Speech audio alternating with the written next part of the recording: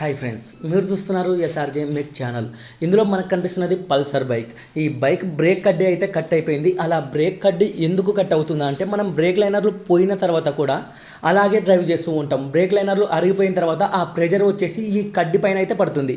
ఈ కడ్డీ అయితే సగం కట్ అయిపోయింది. మనం ఇలా రన్నింగ్లో ఫాస్ట్గా వెళ్ళేటప్పుడు ఇలా జరిగిందంటే యాక్సిడెంట్ అయ్యే అవకాశం ఉంటుంది. దీనికి చూడండి, నేను ఆ బ్రేక్ లివర్ ప్రెస్ చేస్తే పూర్తిగా యాక్సిల్ రాడ్ వరకు అయితే వెళ్తూ ఉంది. అంటే పూర్తిగా లైనర్లు అయితే అరిగిపోయినాయి.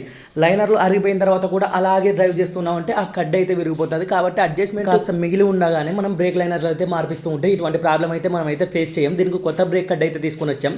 అలాగే బ్రేక్ లైనర్లు వేపిస్తున్నాం అంటే మనం ఒక ఎంటీ పేపర్, రఫ్ పేపర్ తీసుకొని నీట్గా ఆ డ్రమ్ములో అయితే క్లీన్ చేయించండి. ఎందుకంటే మన పాత బ్రేక్ లైనర్ల డస్ట్ వచ్చేసి దానికి అతుక్కొని ఉంటుంది. బ్రేక్ లైనర్లు అలాగే వేస్తామంటే పర్ఫెక్ట్గా పడవు. దీనికి కొత్త వేసిన తర్వాత చూడండి, మనకి బ్రేక్ అయితే ఎంత దగ్గరలోనే పడుతుంది. అప్పుడు పూర్తిగా యాక్సిల్ రాడ్ వరకు అయితే వెళ్ళింది. ఇప్పుడు అంతలా వెళ్ళడం లేదు.